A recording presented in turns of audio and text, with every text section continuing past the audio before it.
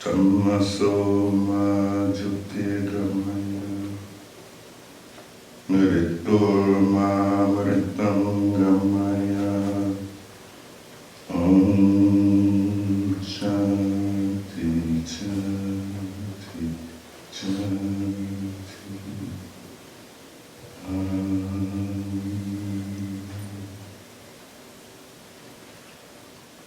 O Lord, may thou lead us from the unreal unto the real. May thou lead us from darkness unto the light. May thou lead us, O Lord, from death unto immortality. Peace, peace, peace. And may peace be upon us all.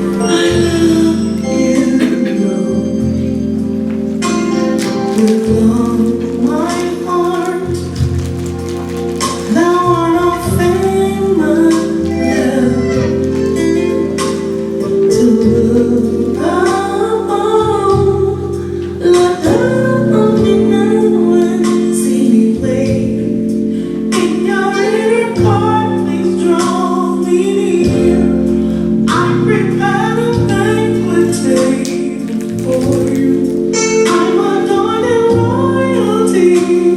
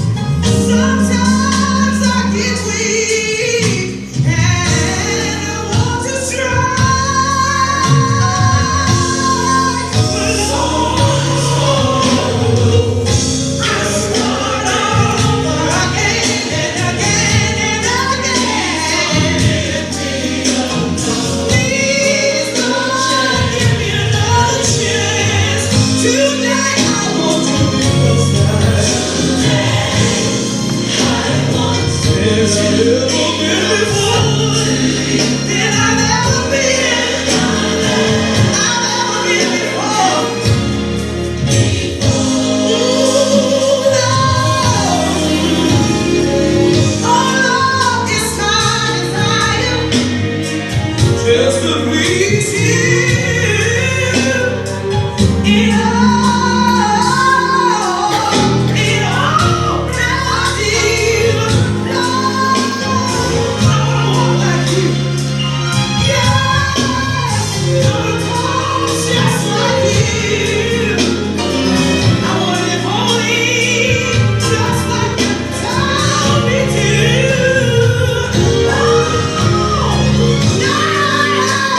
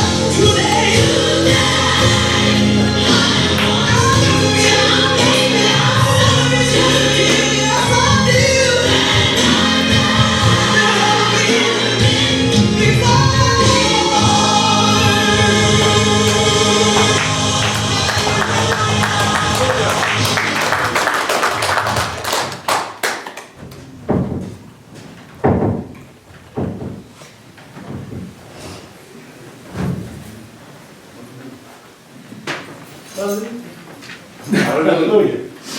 All right. Praise God. Well, that says it all. I can add a few footnotes here and there, but for those who can hear through their hearts, nothing else needs to be said.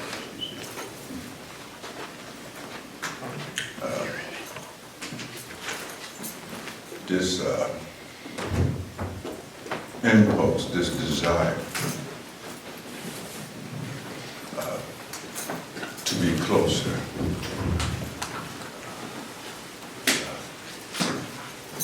and closer to God,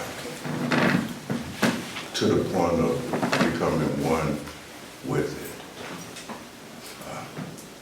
it, is what is required for anyone who seriously expect to succeed on the path. There must be that kind of passion.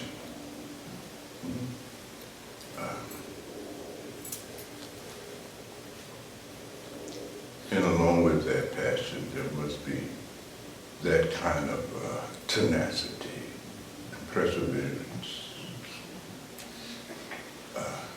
to stay the course until such oneness has been achieved. Anything less than that simply will not do.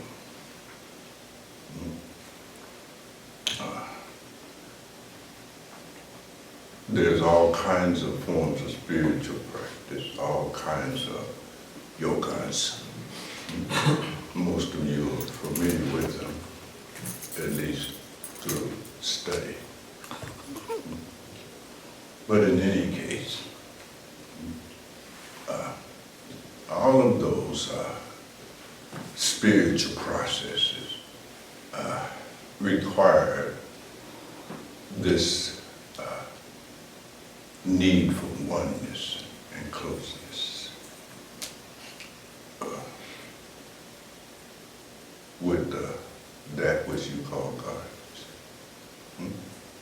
Whether it is the intellectual path of Jnana Yoga, you can't achieve the goal of Jnana Yoga without that. Whether it's Kama Yoga, whether it's Raja Yoga, and certainly it is the very definition of what we call Bhakti Yoga, you see.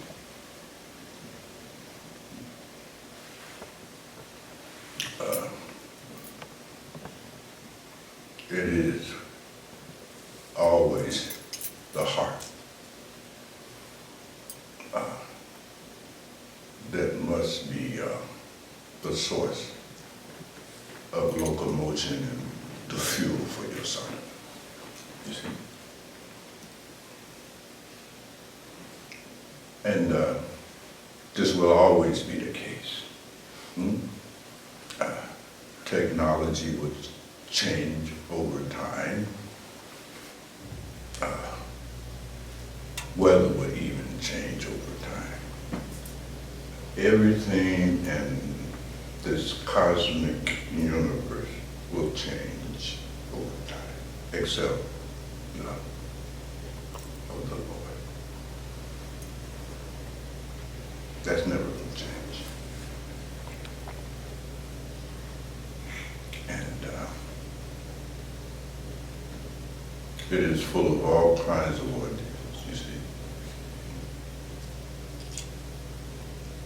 So much more can be said, but I'm not here to just babble. Put me to work. What would you like to explore and discuss? Yes, beloved. Thank you, my brother. Master Bhagwan, what you just said sort of related to what I've been thinking, going through. My question to you is, should I fear, or should one, you always do at the individual, but since, should I fear death? Should I fear the unknown? And if so, why? And what can be done about it? I have my own theories, but just want to expand on that. Thank you. Well, there's many ways to answer that question from the point of view of psychology, et cetera, et cetera, et cetera. You see?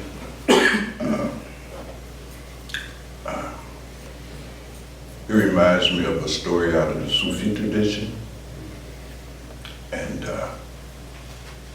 a man was observed going through the dying process with a difficult death, you see.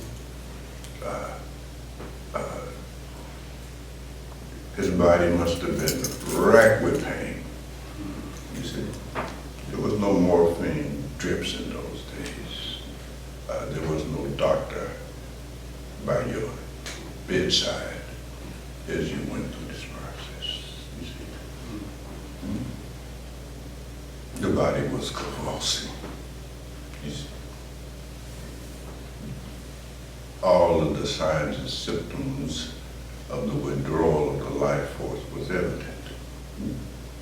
But there was one strange thing going on with this man. The man was a dervish, a lover of God. And as they observed him, he smiled through the whole process, not a grimace, you see, not any kind of sign of the pain that was obviously tearing his body apart, just a smile. And they asked him,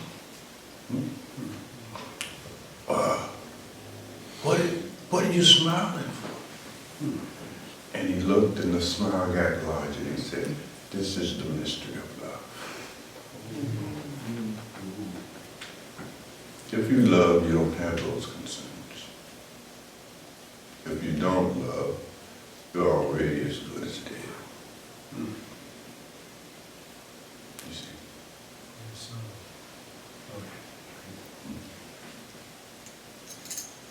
Love is the only antidote. There is nothing else. Everything else is useless. Bilal and I have been drinking Farid all week long. So there's some answers I can't speak because, you know, he is.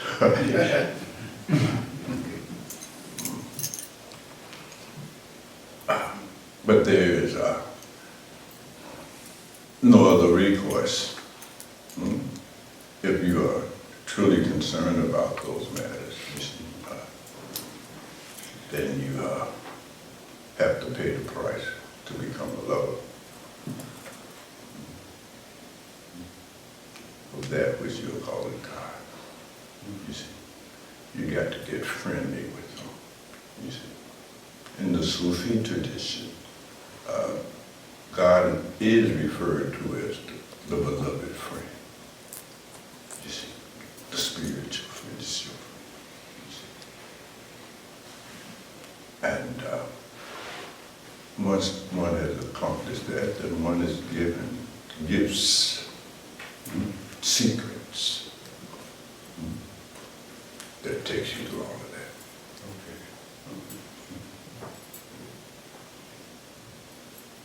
And so when you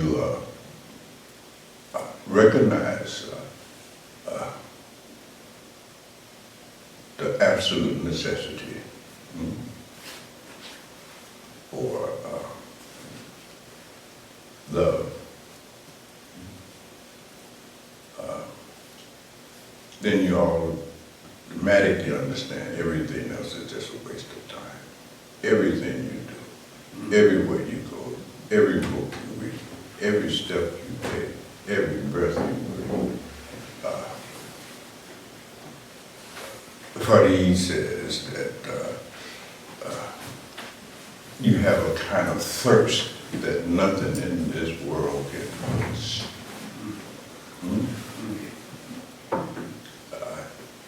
He says, it's a kind of thirst, even when he drinks water, it does not quench his thirst.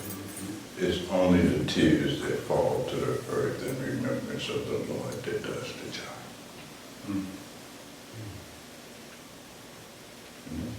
See, we're dependent on our intellects, our relationships, information. That shit don't work. You put a phony smile on your face to pretend that you got what it takes to go through pain, sorrow, suffering, death and dying. It's just a fake act. It's not real. What these dervishes had and these bhakti had, that shit is real.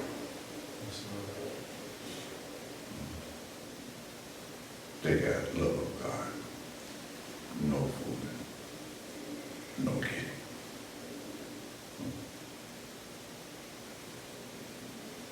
Now, what was your theory?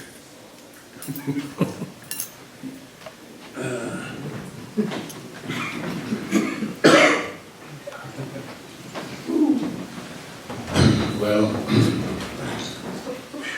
I don't know, really. You forgot. No, I'm pretty much, at least I think that I'm on the way there. But, like I say, the unknown, I mean, I know there'll always be the unknown, but unknowable. Why is that? Why is that? I don't know. We should become a new way to live and get big and happy. Yeah, it's a, but to hear your words of wisdom, it's sort of, it does. Very enlightening to me, Yes, yes. and it helps, but I understand it. I say it, but you, that's beyond just saying it. I understand what you're saying, beloved, because you see there are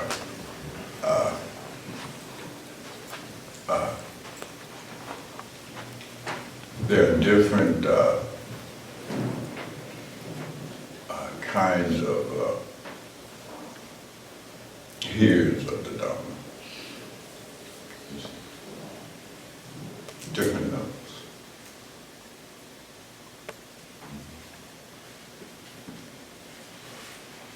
There is some answers that can be given to anyone that have not had the experience. You see? Now, a person who questions that are coming from their worldly concerns, you can say a little bit about that, you see. But the experience of love and the answers and the understanding that arises from that, and that can be understood by anyone except another lover, because it's outside of your experience. You see. And usually, it won't even necessarily be in the form of language.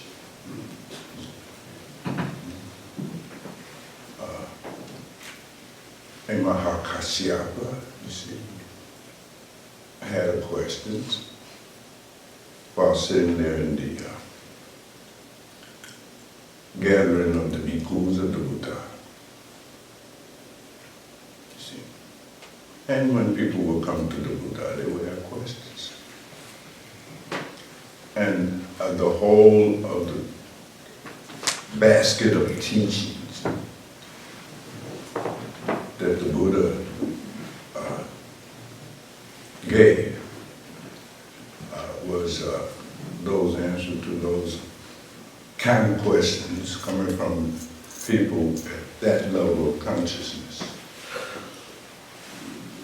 But for Mahakashyapa, he held up a rose. And that was, you see, that was it. So it depends where the person is at. You see, you can only respond to where the person is at. And if the person is still operating at a certain level, then you see, you can tell them a story or two, pretty, but you can't speak it. Sometimes it's in a glance. Mm-hmm.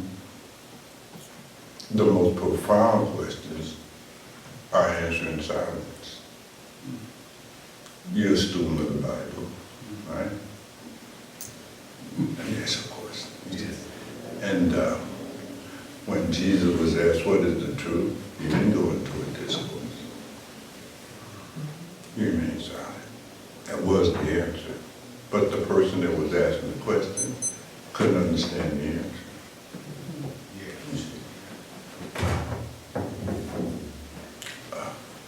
Sufism is notorious for that kind of Zen is notorious for that kind of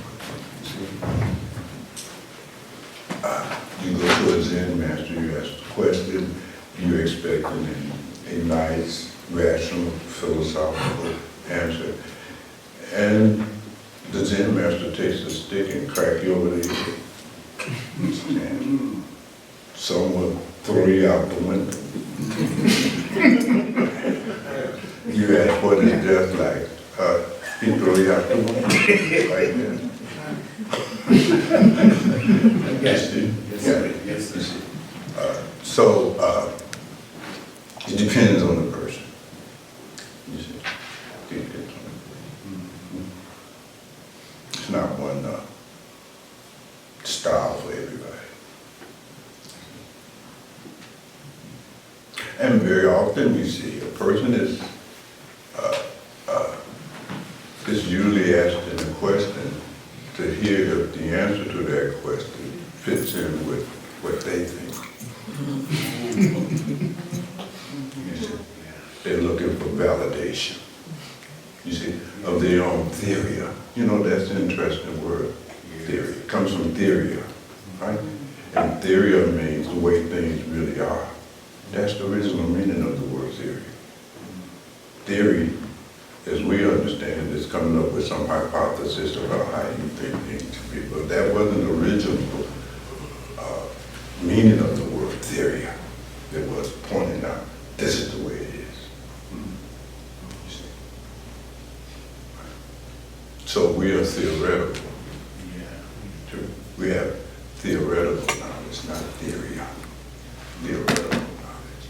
And we go to whom we conceive it, or some expert said, basically, is the way I'm thinking, the way I sum up, is that right?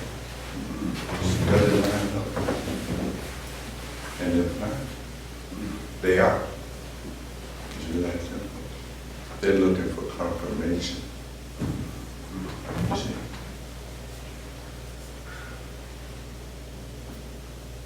Not real answers, just confirmation.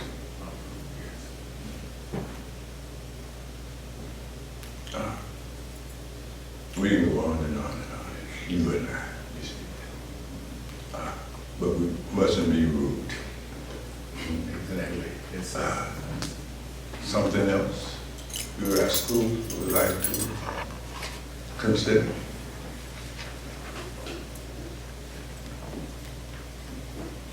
Maybe I shouldn't have said all that stuff. Don't be shy.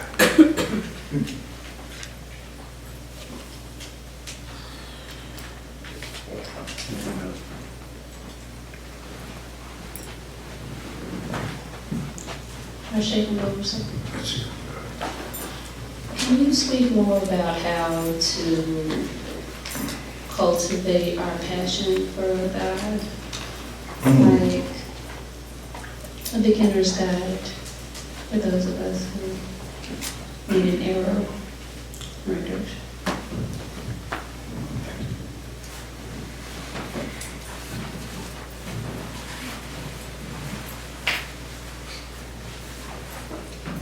Many different ways to go at that. Mm.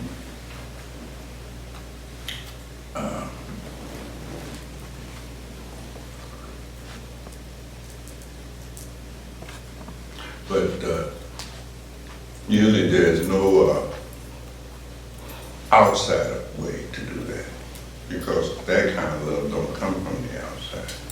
It's spontaneous and wells up, you see, on the inside.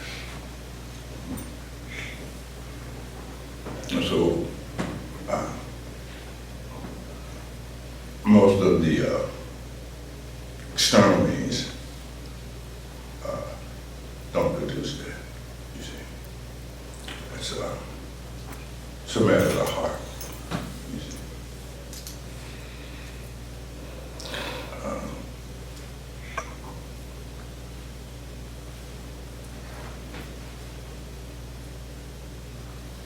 But nevertheless, there are some things that the saints and mystics have talked about, you see. And one of those things that they talk about are these various spiritual practices.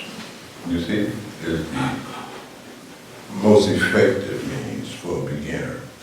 Someone started from scratch. You know anybody started from scratch? To bring about that explosion.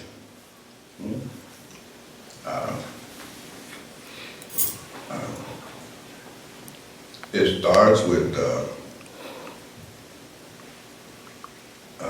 practice of remembering God.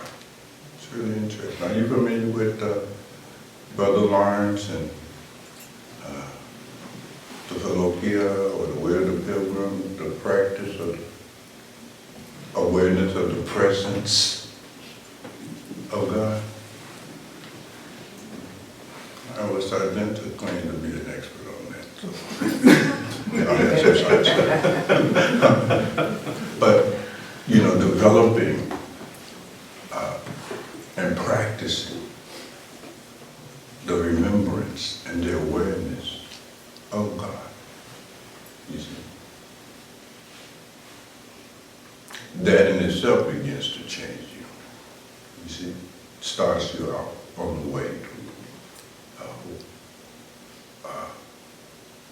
where we've been talking about getting to here.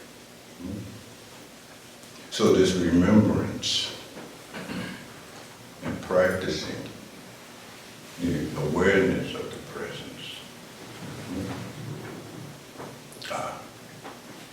is where you start. Now, it's really interesting. I mean, there's so many ways to go at this, but I think one that I personally found that was so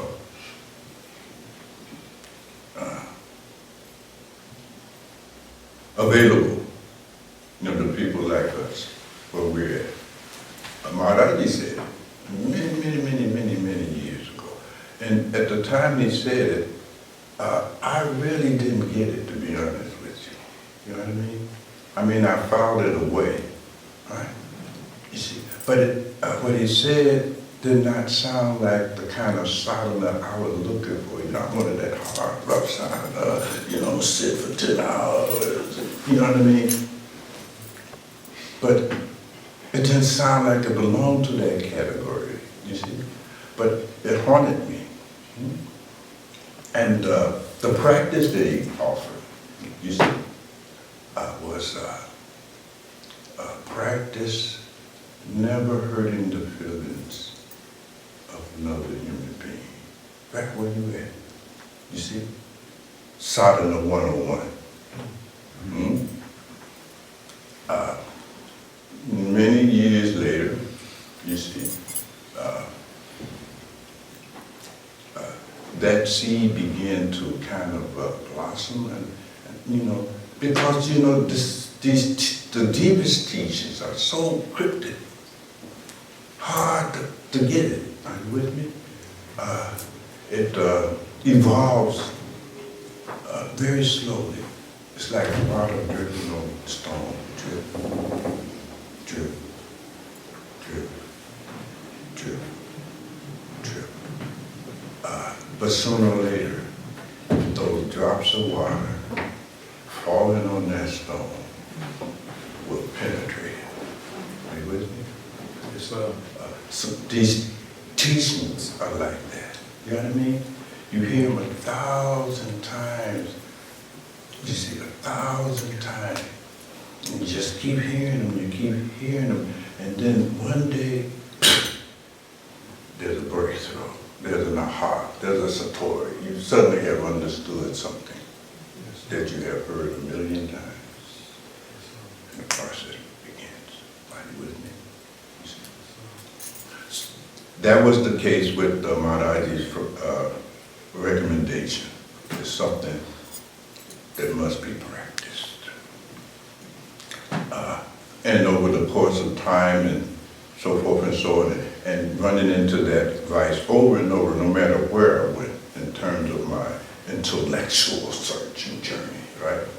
Whether it was in Christianity, Buddhism, Hinduism, and the Kemetic spiritual traditions, you see, doesn't matter. I kept running into that. You see. I think I already told you Bilal and I have been drinking from the cup of Farid Din, you see, who was called the Gunshakar, treasurer of sweetness. Because Farad Din teachings are so sweet, you know what I mean?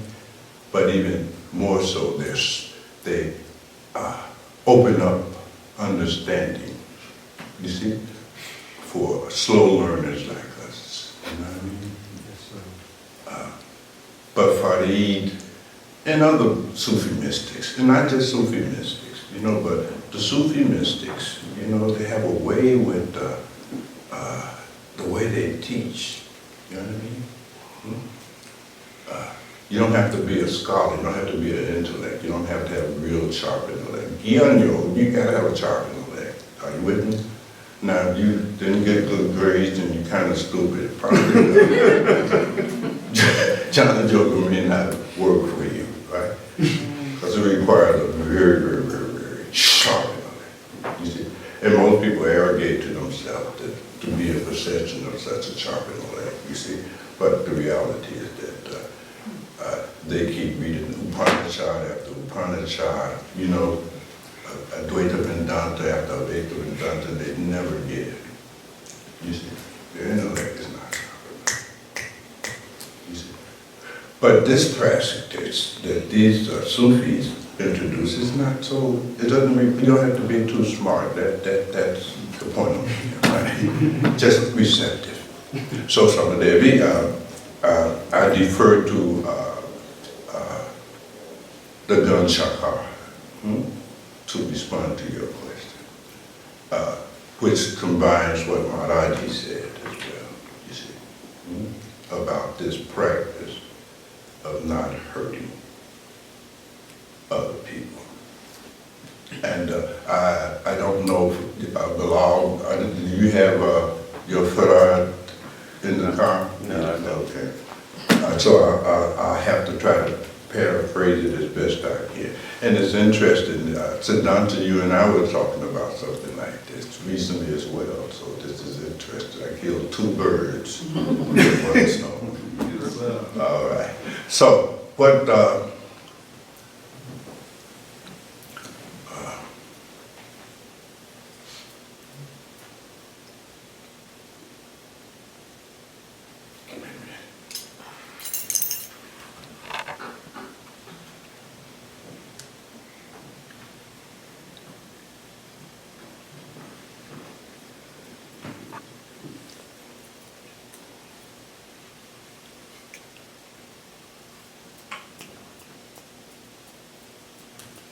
brought this check out Islam for our deen, you see. And may Allah always bless his lofty teaching, said, was something like the following. He said that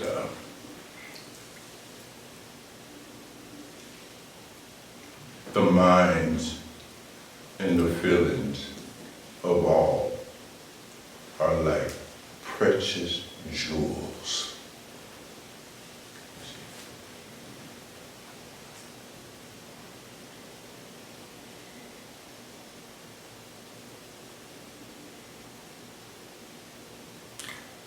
He says,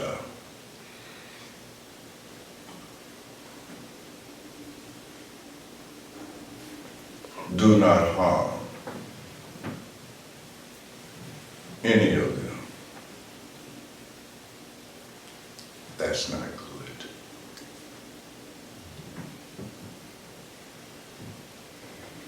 Funny, he says that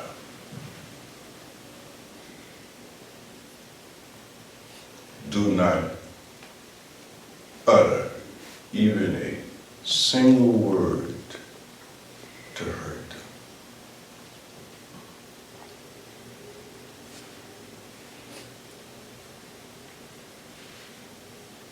Your beloved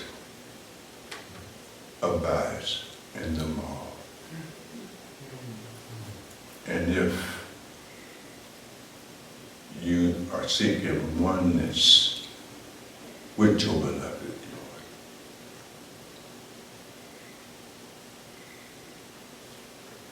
do not break anyone's heart.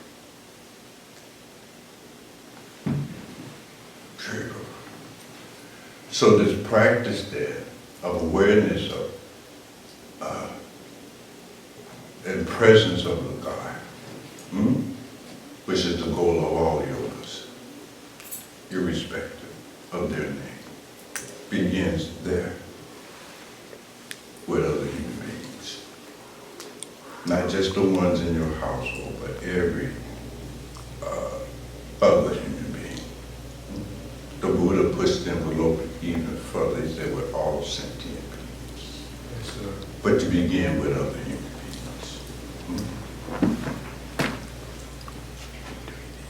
Because your beloved Lord is present in them all.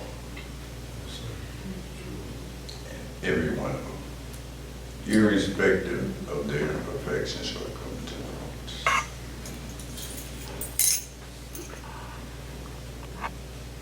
That is the royal road to becoming God's friend. Right? There's parents in this place, right? With children, right? And most parents, you hurt their child, you can't have their friendship. They don't even want to be around you, let alone one with you. You all understand? See, with the Lord too. Yeah. For we are all the Lord's children. Jesus said, inasmuch as you do unto the least of these my brethren, you do that shit to me. He didn't say shit. I'm trying. For those of you who don't have, training in theology. Real. So you begin there, you see. Now, the Hindu tradition, they have always made this point, not sugar, right? Vidyate, kashiti. There is nothing that exists that is not cheap, not God. So when you're practicing your belief in the omnipotence of God, and you say God is omnipotent, He's everywhere. I believe that, except in other human beings. He's So you become very much into the ecosystem, save the water, save the trees, you see, et cetera, because those are expressions of God, but not another human being. So this practice there, that Maharaji talked about, and that Farid and 1,000 others that have talked about begins there. Are you with me? It begins there. It's the easiest one. If you cannot be in the presence of God when you sit next to each other, you're not going to be in the presence of God walking around in the forest some damn place. That ain't how that works. Are you with me? Yes, sir. Make sense? Yes, sir. And you must practice this remembrance and awareness of the presence of God. And it's everywhere. But it's easier, you see, to see it in other human beings because you're a human being. Are you with me? Easier, but it starts there.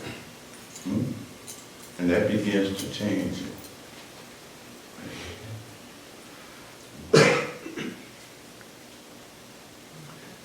You just throw that look, where he was saying, no, let me back to the camera.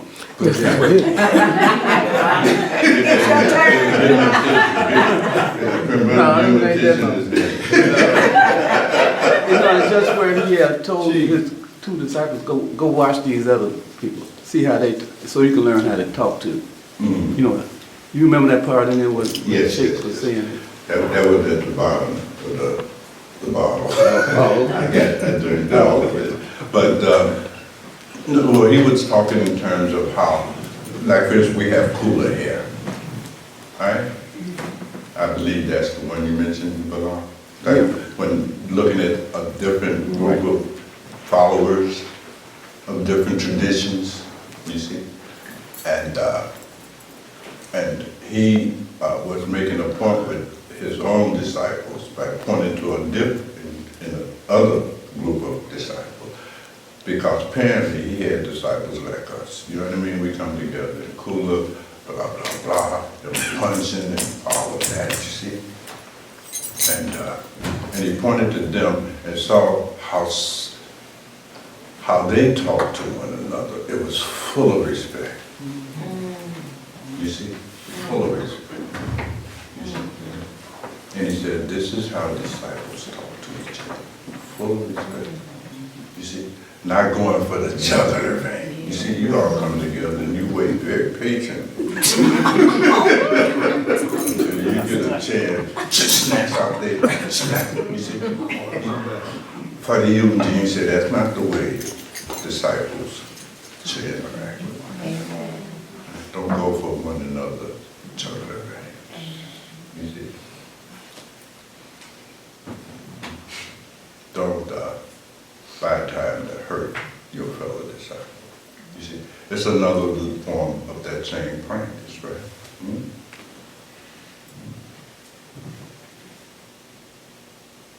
So it begins there. And it confirms your belief then in the omnipotence of God. You are a true believer.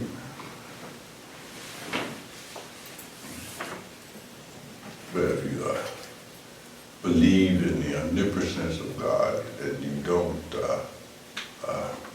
practice that with everyone and everything, then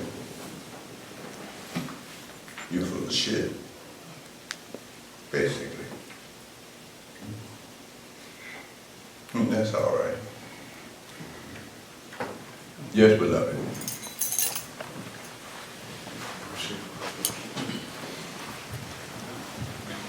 So I have a quick story that I want to add to that conversation, and it's a little difficult. presence of God and, feeling, there's sometimes, you feel, right? Then there are sometimes, for sure. Like when you're, looking at the lake as the sun is rising, or looking at some land, you feel the presence kind of God. But sometimes he lets you know that he's real.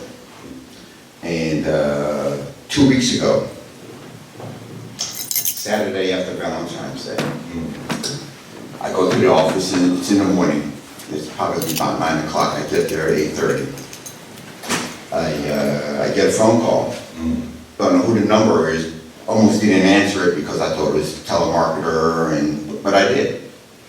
Picked it up, and it was a nurse from Northwestern Hospital. We have your son. And the first thing she says is, he's okay. I say, okay, what happened? She goes into a little bit, then she says he fell in Lake Michigan. And I say, okay, but just reassures me that he's okay. So, bottom line is, get him on the line, and I'm talking with him, and he's okay. Once I figured out he's okay, I get in his ass like I should, right? But I was upset as any father would be. Fast forward, he was out with his boys and he left them and he was drunk, okay? And somehow he fell in Lake Michigan. But what's really, really interesting and why it's related to this conversation that we're having is it's between 6:45 and 7 o'clock on a Saturday in February in Chicago. He falls in Lake Michigan. There's a jogger who sees him, who tries to get help, but there's also some woman in a hotel, 25 floors up on a hotel, who sees him fall in, who calls 911. There's a SWAT team not far from where he is, and probably within 10 minutes, and how do I know within 10 minutes? Because it's on tape, and you can see it. So, trying to connect those dots. Guy falls in Lake Michigan. His body temperature was down at 76 degrees, based on the doctors who were there. Most likely should have been dead, all right, from what they're telling me. I'm not a doctor, I'm just letting you know what they said. So, God plucked his ass out and gave him another chance. True story. You could Google it, man falling lake, and see it. So from a father, it was like he's okay. Went back to school on Tuesday, like it never happened. But that's how I know. And it was no bullshit, as you say. So that's there. So very, very scary. Life lessons. But I'm hoping in sharing this is that, for me, evidence-based, okay? And that's hard evidence-based. That's not even soft stuff. That's just hard stuff. You didn't read it in the book? I didn't read it in the book. So if that helps, this time was well spent then. But it was really, really interesting. So I thought I would share that. Thank you. And hopefully that helps. That's great. I'm watching on news. Yeah. I didn't know what you saw. That was nice. It's great. You know what's very interesting about that is that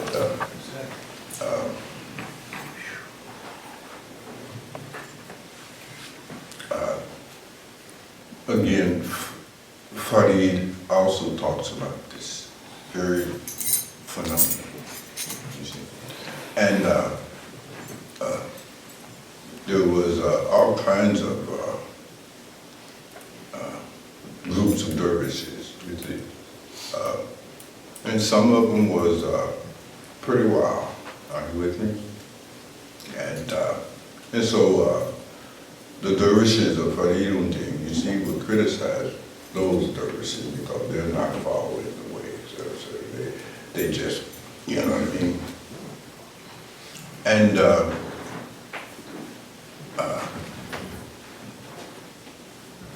the person that was skeptical of the authenticity and even the legitimacy of this group of people, right, was told by Farid, they go and join in the Sangha. And when he went, he found there was one amongst them, right, that was a light. He was shocked, you see. The point that Farid was making, that there's always one somewhere where you least suspect. Right? So that good soul up there in the building, right?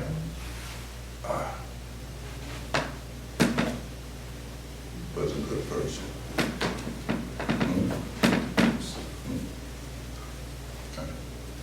That obviously saw your son, like she might have seen her own son, and did for your son what she could do from where she was at.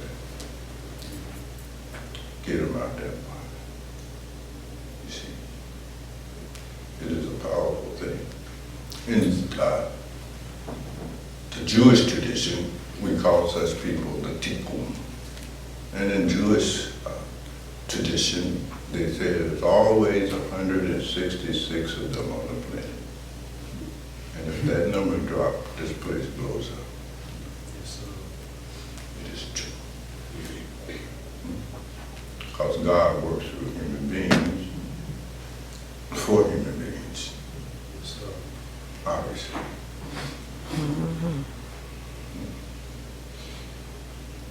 So this is a turning point for you. Now, how do you repay that? What can you do? How do you repay that? How can you repay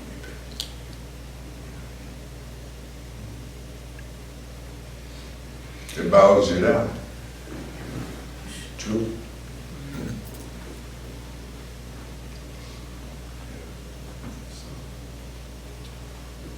The impulse is to somehow express gratitude. You see. Now, how can you not show some love for that which saved the one you love? How you gonna square that?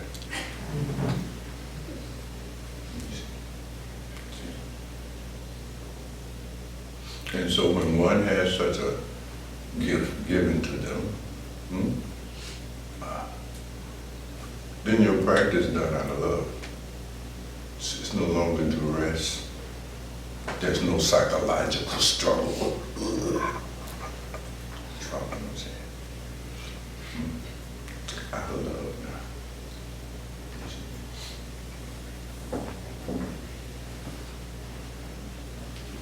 You had the experience of that which you can't even see, loving. But it's always been doing that. That's how you will pull your next breath. That's how your heart will take its next beat. It's amazing. You see? Change come over you.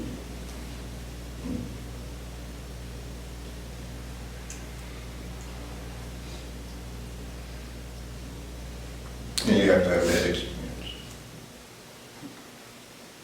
I mean, you did a good job with the words, but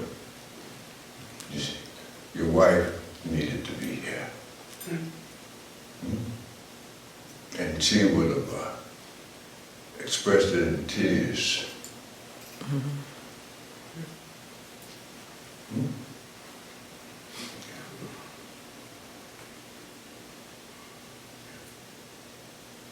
Like that, so relaxed.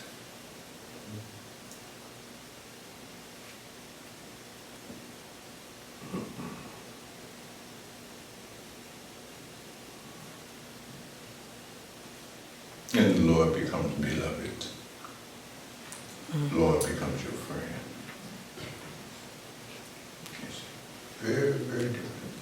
It's very different.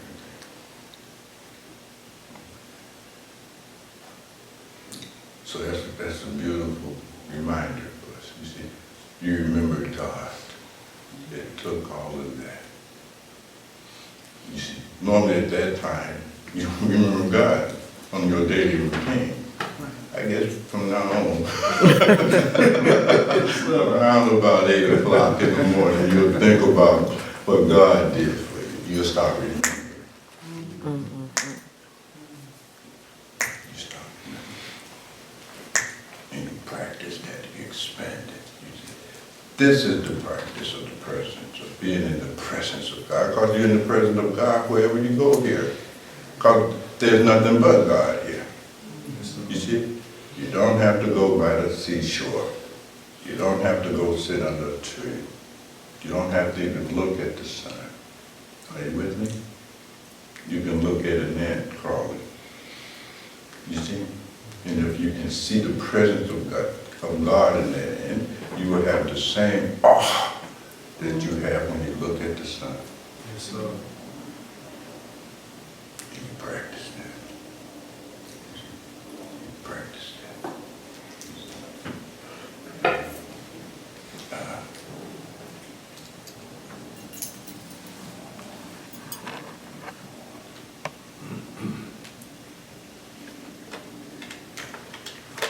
There's a practice in Sufism and all of the tradition where that is a practice, you see.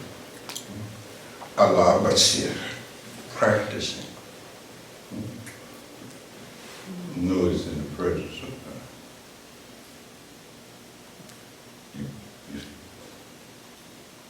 God. You will forget, but you keep praying. That's the whole point of Simran. That's what Simran, the word Simran, the basic Sanskrit meaning of that word is to remember. Simran is the device to remember the presence. You see? The presence, right?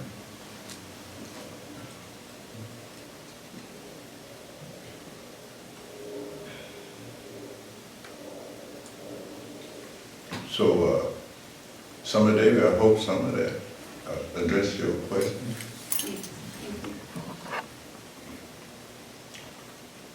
Something else you rascal would like to consider?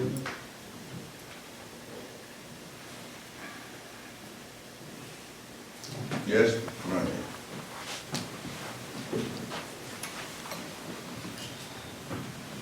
Shaking. I'm a little emotional about what I got to ask you, but just say whatever you can for me. You know, what a literature M.R. Raji always says, that it's a great sin to hurt the feeling of another person. And I had been thinking all week long about this topic, what you brought up today, because there's a corollary or another aspect of this about forgiveness. And forgiveness is like going through whatever hurt you have received, because it's not about being angry, it's about being hurt, you know, and that's something within, and that's why it seems to be so sinful. You heard me at core, what's within. But this forgiveness thing and the process of forgiving, it seems to be so liberating, you know. There's so much suffering in there. Until you want to get it right, to let go of all of that and really forgive, so that you can express love to others, you know what I mean? Which is what this says in the first place. Don't hurt people's feelings, love people. But when you've been hurt, and if you feel it deep, then you gotta get back to love. And to get back to love, you gotta go through that transformation. It's like a transformation of really, honestly forgiving. And so, what do they say about that? Because that seems to go hand in hand. Not hurting and then forgiving. Yes, yes. You're fortunate that the flavor of Fadi Undine is still here in the room. And because this has been a challenge every serious person must deal with. You see, Fadi answered it, Jesus does too, but it's easier, at least for me, to start first with Fadi Undine, since he is, after all, the treasure of sweet words. So when I quote Jesus, I cuss a lot. I want to go at this first from the angle of sweetness. And in one of his verses, the Sheikh al-Islam says, so sweetly he says, so when people beat you with their fist, you see, do not respond in kind. You see, get up and go home. Get up and go home, meaning go back to this love. Go back to love. You see? Go home. You see? Because if you don't do that, then you will violate the very God that you claim to love, which is in that person that beat you with their fist. You'll want to exact revenge, hurt them back. You see? It fuels the impulse to hurt. You see? But when you are able to not even hurt those who beat you with their fist, but in that moment to stand in that discipline of love, you honor the practice. Because that person, too, has in them the presence of God. Right? So it's a way to test yourself. Are you with me? Now, it's not expected that for beginners that you'll get there. You see? We're beginners, right? It takes a minute, but you get to that point. Are you with me? Where there is no egoic reaction. And there's plenty of stories in the literature, you see my point? Where Mansur al-Hajj, you see, being executed for speaking the secret of Allah, you see. And it's interesting, after that event, the Sufis begin to keep that secret to themselves. You see, the error that Mansur made was he revealed the secret, you see, that should not have been revealed. Are you with me? But in any case, the story says that when Mansur had his man on the executor's block, and the guys come, got his axe ready to lop off his, he looks at him and smiles and says, God, you ain't tricking me. You see? And with a smile. You see? It has to be like that, ultimately. You see? And Jesus even before there was a funny team said it as well. Love thy enemies. It's not saying love that personality and so forth. The presence. That's the presence in there. You see? Don't hurt the presence. You see? Right. Don't hurt it. You see? Tell the part about Sheikh Sidney, why the rose is so painful to my soul.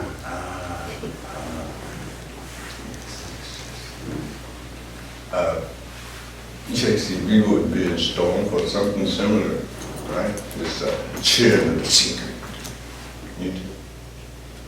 And, you know, in Orthodox Islamic cultures, you know, this is the greatest blasphemy you can claim, that another hawk, you see.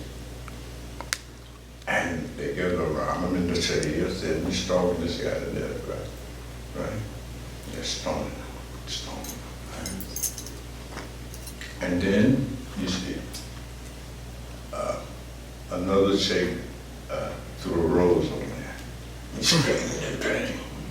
Why are you screaming? You've been beating with rock. You look just smiling. It's a rose. He said, because you know better. But the point is that there will always be these kind of challenges, you see. Right. And they're there for us to practice. To practice. This injunctive that has been given universally since time immemorial. Right? Every human being and every other is that precious jewels. Now, when Surrender was in the hospital, and the doctors were hurting her,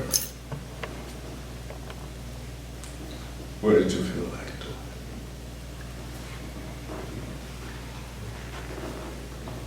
They're hurting your baby. You feel that. What makes you think God? That still is baby.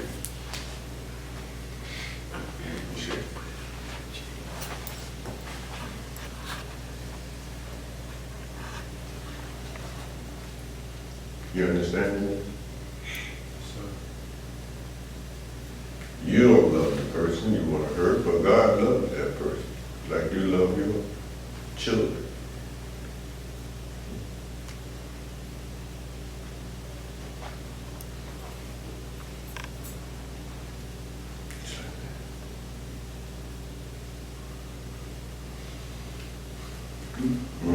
For he said God is present in that person.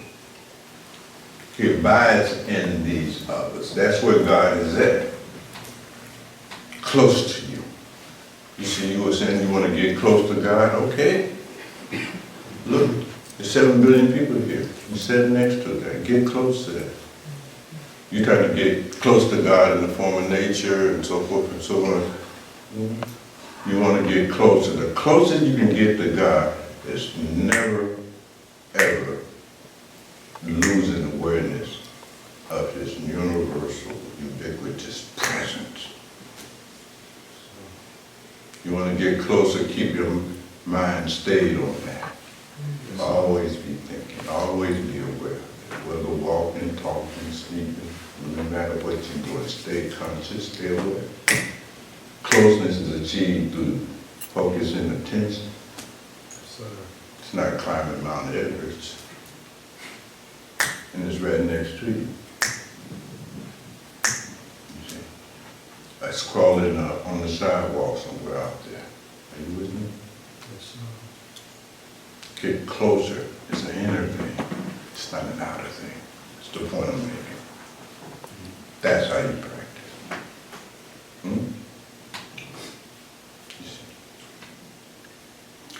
And that's the whole function of mantras. You see, whether it's the the Zikir Sufism or the Simran and the Song traditions or whatever, makes no difference, you see. Constantly remember, constantly remember. To the point that you don't forget no more. You see. My idea injunctive wasn't that don't hurt anybody else's feeling except somebody that makes you angry. That was not the injunctive. True? Is that true? You said transcend that anger. Because if you can't transcend it, how would you fulfill the injunctive? Who would get in here? Are you with me? That's why the emphasis is placed on you got to deal with those defilements in our mind that prevent us from practicing that fundamental injunctive. And those defilements are, those glitches are anger, lust, greed, attachment, whatever. You know what they are. That has to be overcome. You can't practice the present. You're too angry, you're too bitter, you're too cynical, you see, to be able to practice it. You cling to the grudges too much. How can you practice this? That work has to be done. See how high that practice is? It turns out to be the goal of all practices. You see, is to get there. Is to get there. And if you have really gone deep into practices of any type, even on an intellectual level, you'll see that. You see, it's practice. Practice.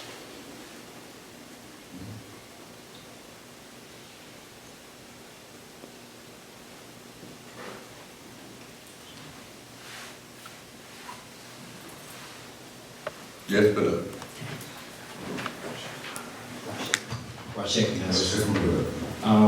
I'd like to piggyback off of the example that you gave of you getting beat, and the instruction, the injunctive is to go home. So, my son and I, we went and visited Morehouse College last year, and then we went to the MLK Memorial out there in Atlanta, and they have the 6 principles of nonviolence posted on the wall there. And it led us to a good discussion about forgiveness and things of that nature. And I honestly admitted that as I read those 6 principles, I'm not sure if I'm going to let a man beat me and react. And I'm trying to bring this on a very practical level from this perspective of what you're sharing. So with that said, I'm hoping that you can validate what I'm about to say as true or false, so that I make sure I'm hearing you correctly. I'm thinking of this from a karmic perspective, that if something is presented to you, it is something that you have generated before. And so, I don't even know how to phrase this, but I guess what I'd like to get validation on is when you say go home, right? You're getting beat, but go home. It sounds like what you're saying is that we should, at that moment, recognizing the presence of God means responding to what's happening at that moment, not reactively, but with the proper intention not to inflict harm back, per se. Is that correct? But, yes, in the sense that the mystics are not stupid people. Are you with me? I mean, the Prophet Muhammad, peace be upon him, you know, look what that happened, turned into the Sikhs, right? I mean, so it's not that. You see, it's not being a doormat. Are you with me? You see? So you have to be practical in that sense, you see? But what it is saying, you go back home, you don't become like this person. Are you with me? Right? You see, that person clearly is not following any injunctive at all, in the sense that we're talking about, that these mystics are talking. That person is acting out of a whole different kind of state of mind, et cetera, right? So that's understandable. Are you with me? Yes. But they're not practicing not hurting your feelings, right? They ain't practicing that because they kicking your ass, are you with me? But you have to defend yourself, right? That's defending. You're not trying to hurt him. You simply defend him. And you defend, you see? But there's no residue. Are you with me? You know? One of the gurus in the Raghuswami tradition, Baba Jamal Singh, was a soldier in the army, you see. It's like, you see. To go back home and go back to what you know, what you're doing, you see. Go back to the dawn, go back, you see. Don't jump off the cliff. Are you with me?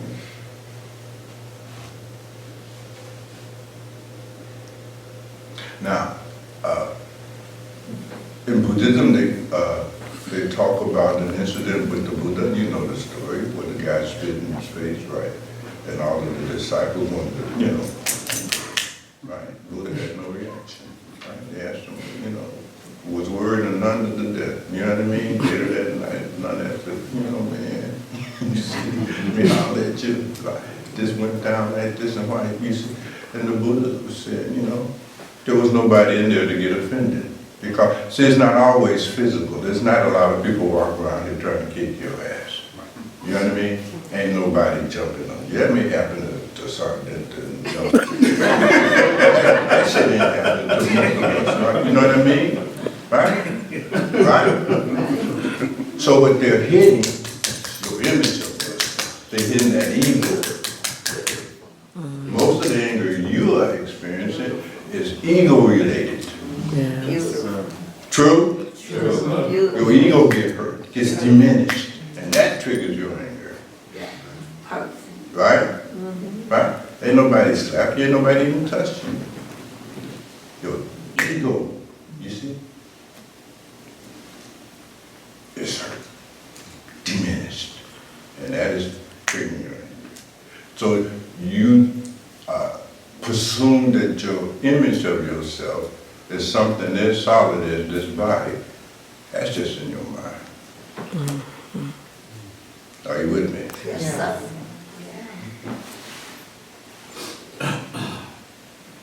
Y'all ain't fighting out here. When the last time you even had a fight? I'll be honest with you. You were 6 years old somewhere. Right? You ain't had a fight, man. You see? That is not what has been triggering your anger, right? You've been angry a lot of times when nobody ain't even touched you, haven't you? Right? And angry at people that ain't even touched you, right? Angry at people because people don't do what you want the way you want when you want. That's true? Right. Or they done lied to you. Right? But so forth and so on. But you ain't bleeding over. See, it's ego. Yes and yes. I just want to tell a quick story because I have my guest here with me. She's like a best friend, sis. And we go back to what, 3rd or 4th grade. And it was trio. It was like a group of us. But y'all jumped on somebody? No. No. But we would have if it came down to it. But we wasn't that type of girls. We were goofy. You know, we were the 3 Stooges. We got in trouble together. We had a 3rd friend. And so we get into our adulthood and we go our separate ways for whatever disagreements we had. All 3 of us. And it was last year, I was going through my funk. And, I guess someone was just living her life. And the 3rd friend, her mother called us, have her boyfriend get out to me on Facebook and tell me, you know, L'Oreal is sick. Her name was L'Oreal. And he was telling me she's really sick. And I'm thinking he just, you know, you just trying to find a reason to talk to me because he was one of those type of guys. So like, he's like, no, she's really sick. And her mother wants you to get in contact with her and then to also reach out to Selena. And so at the time, me and Selena was, I ain't talking to you, you know, like we was on that type of wavelength with each other. But it was funny because she had cancer. And so when I reached out to Selena, you know, I said, I know we haven't talked in a while for whatever reason, but you know, L'Oreal mother wanted us to come together because she's suffering from cancer and she wants to come and be by her side, let her know that she still have people who care or friends, because it seemed like she kind of, you know, you sick, you don't want to be bothered with too many people. She kind of had that type of sickness. So it was easy, you know, forgiveness played its part. God did what he did with us and brought us together easily. Selena was jumped right on the bandwagon and we did our save up. We went out there and set with her in her last days, and you know, she went on, she passed on from the cancer. And it was kind of rough because at the time I was going through my thing, you know, and Selena just was really, she played her part as the friend that was just like, girl, put all that BS to the side. We got a mission. We got to go be by our friend's side.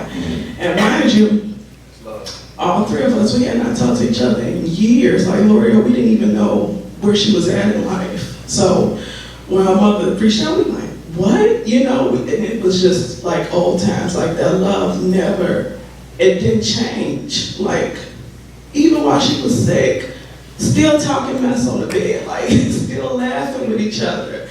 And it was just like, that was my lesson in such a situation, that love don't die. No matter what, like she was still her, you know, and we still had that bond like sisters. And we watched her go through the process and we went through it with her and, you know, still reach out to her mother. So I just thought that was like a perfect example of what she was saying, the art of forgiveness and letting go. Because love just always is going to still be there regardless once we realize it. So I thought I'd tell that story because it kind of lined up with everything. Y'all know I ain't gonna pay y'all for these stories.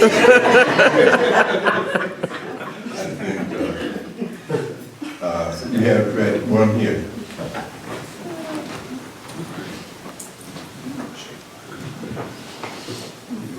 So I've been thinking a lot about somewhat about past conversations and your talks about happiness and the illusion of. And I came across, you know, I told you before that I'm a pretty linear guy, right? I mean, I'm a data scientist, right? So I found this equation that said that happiness equals reality minus expectations. And I was thinking about all of this, how it all comes in. I was hoping maybe you can kind of expand on that a little bit more. The expectation part is key to that equation. Because you see, it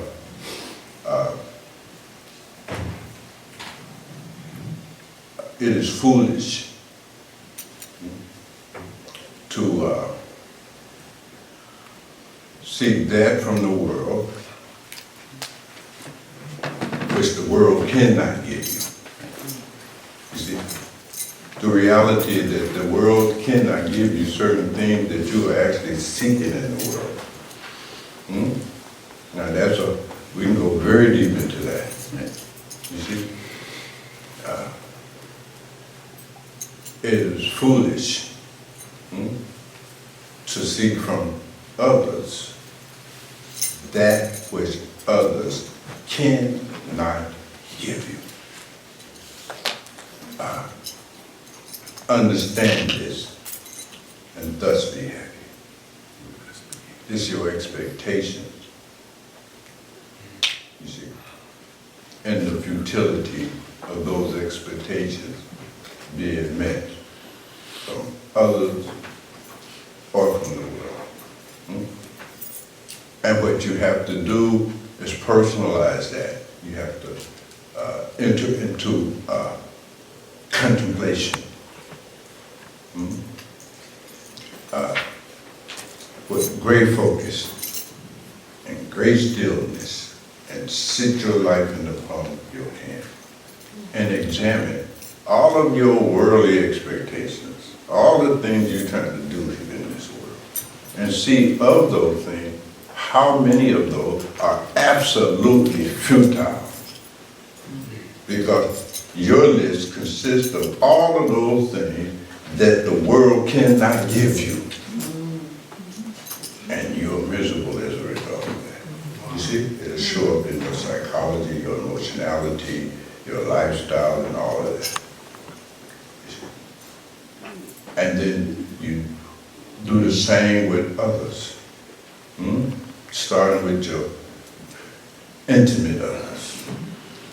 And make your list and see what are you seeking from your significant others that others cannot give you. Just cannot do that.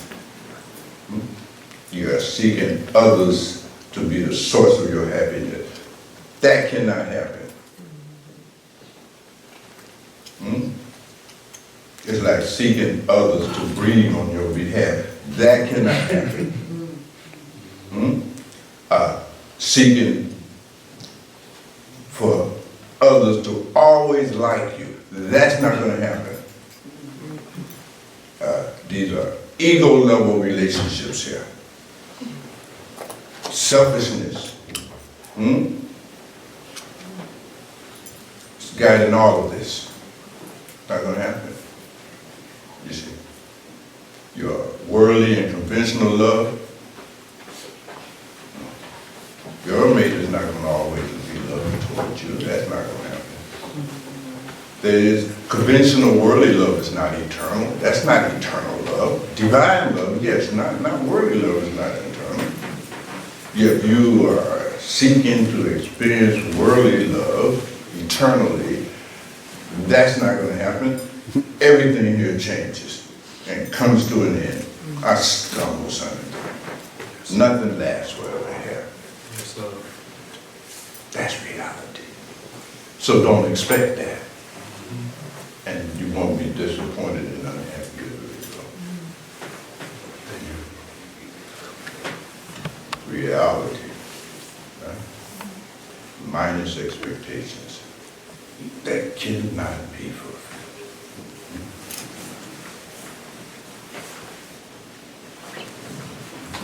Expect from the world lessons, challenges to evolve. That you can expect from the world. Because that's what the world will give you. That's what the world is about. You see? Right expectation. You see? That this is not utopia. Expect that, because it's not utopia. Expect nothing to last forever. Right, this is how this is. Expect that there will be some ups and downs, some vicissitudes. Expect that there will be some losses. Are you with me? That's how this place is. Right? So when that happens, you don't fall apart. You don't get pissed off. You don't fall into victimization. Are you with me? That's how it goes.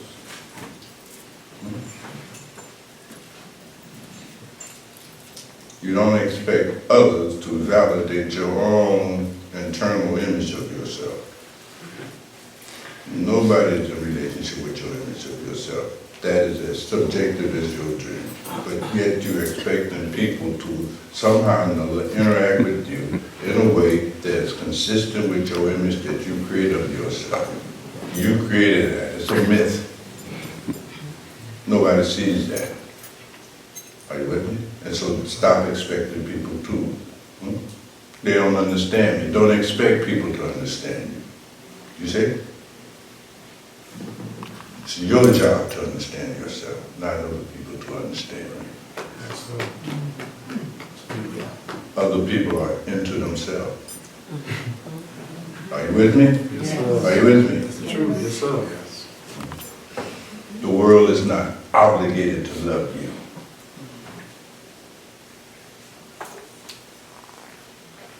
Are you with me? Yes, sir. I mean, these are just generalization, but when you do contemplation, you need to get real specific about it. Don't expect not to get sick and die. That's the biggest one. Yes, sir. Because live a certain amount of time in this body, you will get sick and you will die. Even if you don't get old, you'll die young, that's all that means. Don't expect that.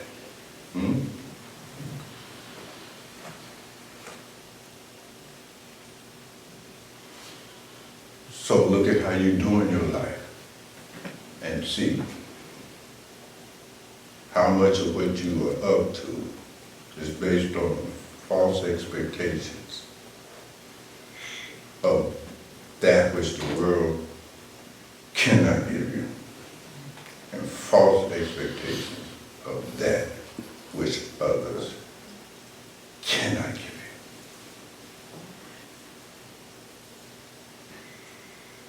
you. And thus be happy. You see, make the adjustment. Change. Change. The world ain't gonna change. And other people are not gonna change. You change. See? Ancestors call it getting into Ma'at. Get in harmony with reality and be happy. If you're unhappy, angry, disappointed, feel cheated, blah, blah, blah, clearly you're not in line. You see? You see?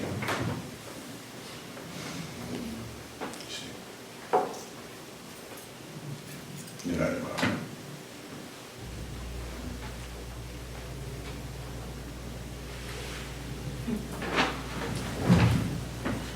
You don't want to be criticized. Well, you're not perfect. Clearly, you're not in line. Yes, sir. If you're walking around thinking that it's doing some kind of perfect thing, and so the least little criticism, you blow up. You see? You see, you want to be famous, but you have no talent.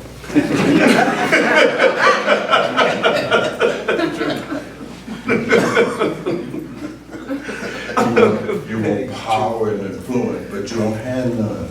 That's Facebook. You ain't. Yes, sir. Yes, sir. That created a drop in 48 hours. Won't even get on Facebook. It's like this. You see? And you got to look and see. Are you devoting all your time and attention and energy in the quest for that which the world or others cannot give you? Then you're living a life like a fool, basically. But you're like the emperor with no clothes. You see? All your activity, you wrapped in all your activity, and you think that that is some kind of glorious cloak of association. No, that's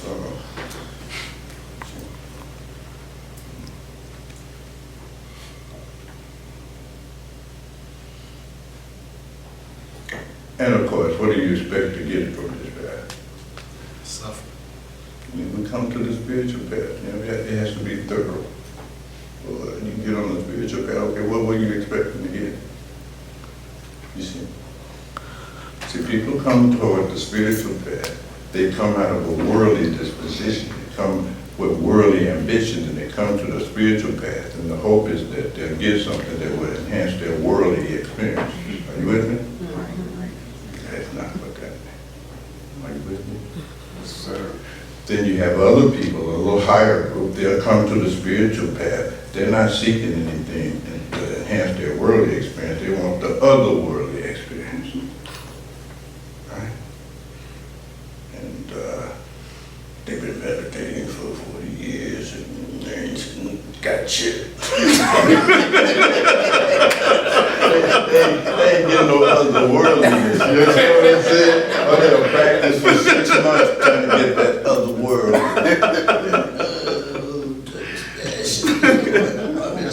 Shit, this is the whole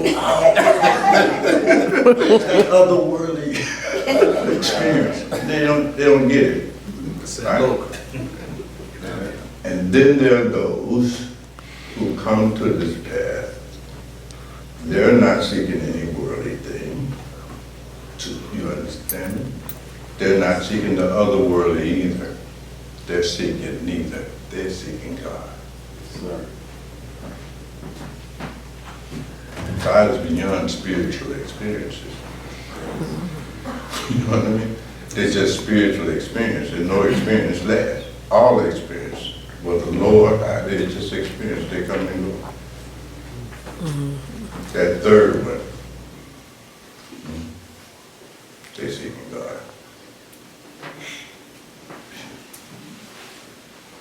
Not otherworldly experiences. And not worldly experiences. Look at your sadhana, look at your motivation, see what you're up to.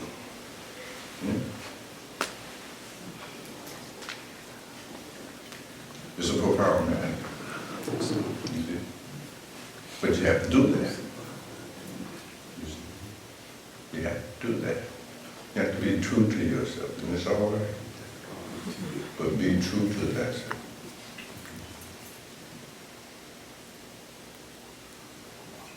A little nice. More disappointed.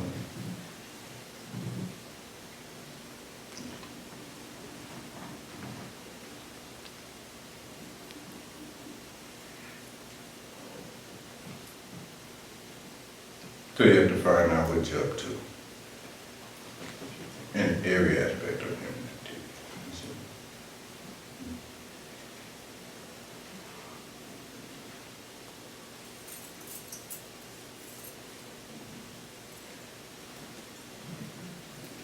But at any level of your quest, all of them are going to require some work. Even if you're just here to make your worldly existence more comfortable and so forth and so on, you still got to put in some work. See, work is required. You see, got to put in the work. Got to have that passion. Got to do the work. You got to do the work. There's no shortcuts here. You see, it ain't going to drop out of the sky, right? You ain't going to make it sitting in your armchair doing armchair sadhana like that. It's not going to get you where you want to go. And you can't get it from a book. You can't talk yourself into that state. You got to put in the work. You see, and lots of it. You see. Y'all remember we went through Outliers? Remember those days back at the cooler house? 10,000 hours to master any form of human activity. That's just for the body. Golfing, you need 10,000 hours to get to that level of ultimate mastery. Playing basketball, 10,000 hours of practice. Playing an instrument, 10,000 hours. You know what I mean? Just look at these people who have mastered some kind of physical activity. Don't take my word for it. Sit down and talk to them. Listen to them. They'll tell you. Right? Aretha played 8 hours a day on the piano. That's the queen. 8 hours. You see? Yeah. You can't do 8 hours of practice if you don't have a passion. You don't have no passion. You see? That element is required. You must have passion. 10,000 hours. That's just for a level of mastery from a human physical activity. Now imagine a mental activity. To get this mind trained, it's going to take 10,000 hours plus. Just in reality. You see? And nobody's exempt. None of us are exempt. Nobody in here is special. Nobody is exempt. You want to be like Buddha, you have to do what Buddha did. It's really that simple. You have to get clear about this. Are you with me? Ain't nobody in here no spiritual genius. You're not going to lead through all of these stages. That's not going to happen. You're deluding yourself, and you will pay a hell of a price for that. Got to put in the work. Buddha put in the work. The Prophet Muhammad, peace be upon him, set up in that cave, right? 6 years. Doing that zikr, practicing remembering Allah. You understand? You presume you special. You ain't special. You see, none of us are special. Put in that work. And you gotta give up something, you gotta sacrifice something, you know? Put your son on that rock and slay him. You don't have to sacrifice something. Are you with me? You ain't gonna con this thing that created you and your intelligence that created you. You don't con. Ain't no con game. You can't run no con game. You can't get it by begging and sympathetic to get sympathy, but no. You put in that work. It's the work that makes you receptive to the grace. Are you with me? Yes, are you with me? Yes. You see, you put in some work. Might not have been a lot as much as you want to, but you put in enough to recognize grace. But grace has been happening in your life when that boy was born. Are you with me? Every day there was grace. You made it home. That was grace. You weren't doing that. Right? But to your credit, beloved, you see, you had done enough sadhana that you were able to recognize grace finally. Are you with me? Beautiful. You see? More sadhana, the more receptivity, the more recognition. That's the equation. You see? The more purification. But if you are this prototypical Westerner, you know what I mean? Yeah. You see? Because you have there's no cultural basis here. Are you with me? No cultural basis here. Well, a little bit, but not very much. Are you with me? That supports the sadhana. Right? It's just us. And so we have to be one another's help. We have to be one another's culture. Right? Because there's nothing.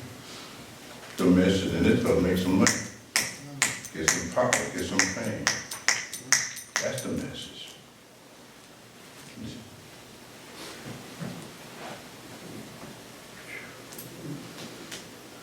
It'll take your, as the song said, joyfully. It'll take you, right? Yeah. You will have the intention of doing your meditation every day. The next day, the world will took you. Gone. You see? Sun comes up. Sideways. That's why in ancient times they would have clusters, community ashrams and so forth. Protected shield, right? But there are spiritual practices, you see. Again, related to the practice of the presence. If you can practice being in the presence of God, then you know that changes you. You know, the clock went off, and you know and you turned over, and God looking at you in the corner. Right? You get up, you see, because the behavior is changed by the presence. The presence is catalytic. It changes your behavior. Are you with me? True? Yes. We got parents, and we still won't do things around our parents. Like, you know what I mean? Yes. Yeah. It's context, right? It's like that. And the traditions, all of the tradition, you know, we create a Istatavata, you see, or the form of the guru or something, and then we practice dhyana. So profoundly that if you can't see the presence of God, then see the presence of our guru in every side. Same thing. You see? Now, if I'm seeing Maharaji in you, I ain't gonna be talking like this. So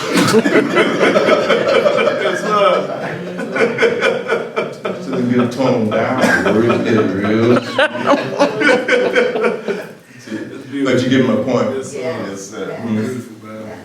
So you practice dhyana. You see? You practice it so assiduously, you know? That now, that's all you see. That's all you see. That's all you see. You see God will move everywhere you look. Game changer. Are you with me? Right. See, we go off the track because we think ain't nobody seeing us. You follow what I'm saying? Right. You know, you need darkness to operate. No mercy. You know what I mean?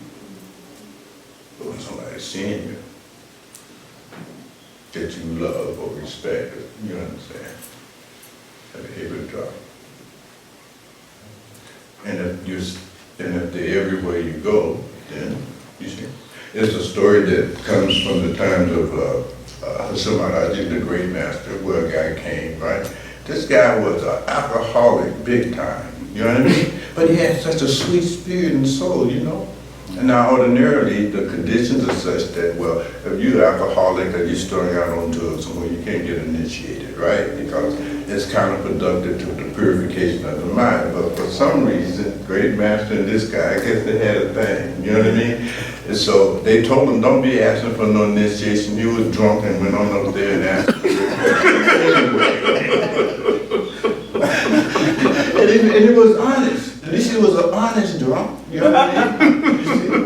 You know, ask when you get in there, if you never seen the initiation in India, it's kind of hard to pray. But Maharaji was sitting there to have you, do you do this, do you do that, you know what I mean?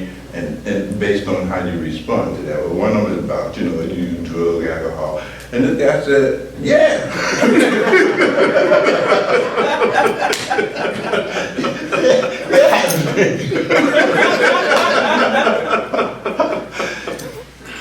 But he was so sincere and honest. And great master said, okay, you know, I initiate you, you see. But it's not because you drink, but because you're honest, he said. But on one condition, you could go on drinking except in my presence. You see. Now, allegedly through his city, I don't know if this is true or not, but the story makes a point. This man found out, because he agreed, but to his own consternation, everywhere he went, be in the bar and look around.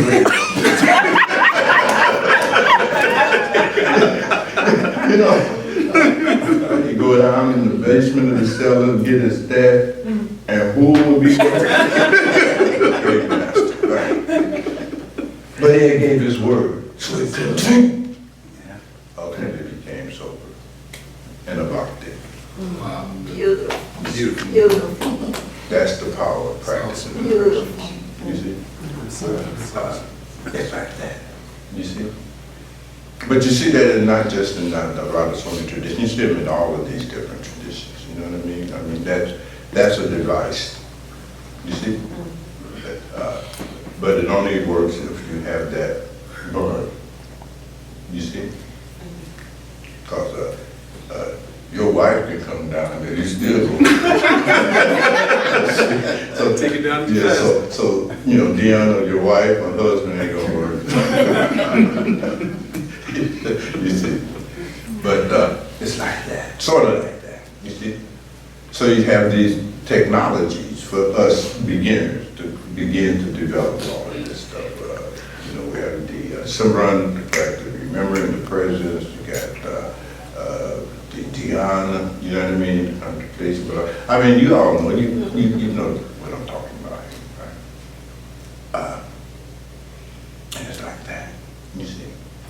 just like that. Hmm?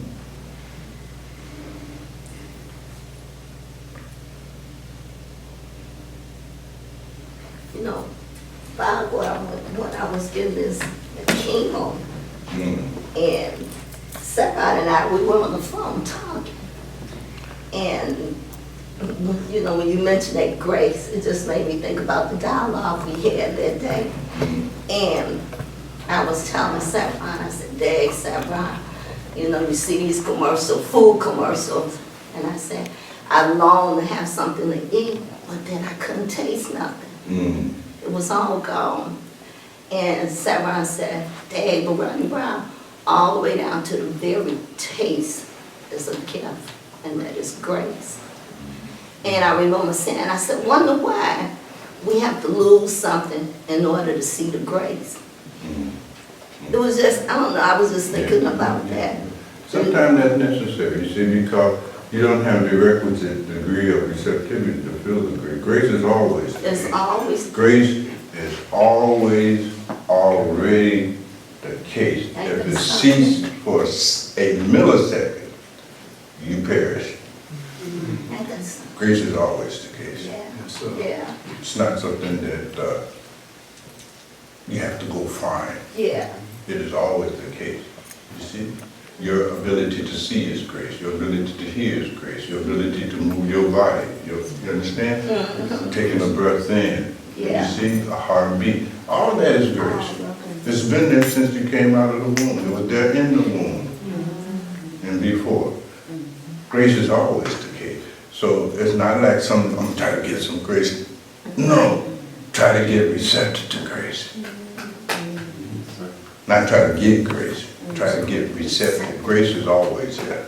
It's always been there. You see? And that's the difference. You see? That's the difference.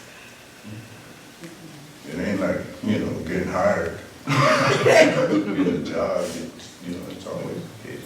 It's given. It's given. Who would have the last word? Yes, but So, Masters, I'm appreciative of this conversation pertaining to grace, the presence of God. So, I'm going to read your own words so you hear. And this is something that Vivi and I talk about all the time, and I'm just sharing something that I'm picking up, and I'd like to get some feedback, please. So, this was the Reflection for Dummies, way back in the day. wow, my God. Right? Before any real and truly serious sadhana can or will be engaged, there must first be the radical transforming, life reorienting, and search-ending acceptance of the fact. Now, I can read the rest. Go ahead. Oh, okay. Go ahead. I have to listen to make sure you got it right. So, the radical transforming, life reorienting, and search-ending acceptance of the fact that all seeking to achieve lasting and complete fulfillment via the pursuit of likes and the avoidance of dislikes, satisfaction in your worldly pursuits, is inherently and necessarily futile. Only on the basis of this necessary foundation and realization can the energy, time, attention, and seriousness for a functional sadhana occur, and thus fulfill the purpose of the path, which is to personally experience firsthand the truth of the Dharma. Now, so as you were sharing or talking, this popped into my head. Vivi and I talk about it all the time. My brother, you carry that around? Yeah. Yes, sir. Yes, sir. So, this is interesting. For me, I think formulaically many times too, like my fellow scientists over there. And so as I looked at the formula, I always get caught up at the very beginning of the formula, which is, am I really serious about this sadhana? Let me do the math. It must be radical transforming, life reorienting, and search ending. And usually I stop right there. You know, I'm like, man, have I radically transformed? Have I reoriented my life? Here's my point. I've been looking at this rather from a worldly perspective, primarily, I realize. Because when I think of search ending, I think of that from the standpoint, am I looking for something else at this moment in time as I evaluate myself? Have I reoriented my life to fit my practice rather than trying to make the practice fit into my life? That's how I evaluate life reorienting. Radical transforming. Have I radically transformed my previous behaviors prior to being on the path or not? I looked at it very systematically in that respect. I think for the first time, though, I'm realizing the process you developed to assess your process, beloved, was to assess your spiritual growth and development. yes, using that as somewhat of a formula or a guideline to see am I on track or off track. And my understanding from this conversation and discussion today is that I've been looking at that very mundanely, systematically, methodically. Did I reorient my life? Meaning, did I change my schedule? Right? Did I have a radical transforming in thinking? Meaning, did I, practice this or practice that? But I guess what I'm getting from our discussion today is that those manifest themselves really from this presence and understanding, reorienting yourself towards this understanding of being present of God. Is my point. Yes, and some of that. But the reality is that if the reorientating process and the transformative process that occurred, you wouldn't have to make such an assessment in the first place. That's first thing. Because it would already be the case, right? It wouldn't have to be thought about. It would simply be the case. Are you with me? There's another famous sloka that Guru Dasa liked, that nobody gets serious about sadhana until you suffer. You see? You suffer. And you got to get sick and tired of suffering. You see my point? Where you want to be done with that. You see? You want to be free of your psychological and emotional dependency on this and that for the sake of just being able to keep from blowing the brains out. You want to be free, Mosca. Are you with me? Free. Then something in there. You see, passion for freedom from such dependencies and enslavement. You see, it's always preceded by passion. You see, passion. If there's no passion for the sadhana and so forth, then there's nothing to assess. You don't have to read nothing to know whether you have passion. Passion is there. You see, it's driving you. You see, hell-bent is a word that comes to mind. Hell-bent, gotta get it done. It's not even an option not to get it done. Are you with me? There are no more options. You see, there's no more, well, let me decide to transform, or let me decide. No. No more options now. You're at that point. You see, where there is no option. You see? It's a matter of life and death. Very different. It's not casual. It's not intellectual. It's not a math problem. Are you with me? It's a heart thing. You see my point? It's a heart thing. It's like that. Right? When you met your beloved, you see, right? When you saw her, right? You see it right away. I had that woman. You didn't pull out the notebook and say, "Has I fallen in love?" And what is it? Boom. Right? It's sort of like that. It's an explosion. You see? But these things do help to some extent. Are you with me? Because you have to become convicted one way or the other. And different people have to go through different kinds of things in order to arrive at conviction. You see? So, for instance, in Advaita Vedantas and the various Vedanta schools, the jhana schools, you see, you have to saravana, you have to hear it, and you got to manana it, and you got to ponder it before you can get to nididhyasana, right? But that's usually the way of the intellectual, right? There's other paths with nididhyasana. Then you double back.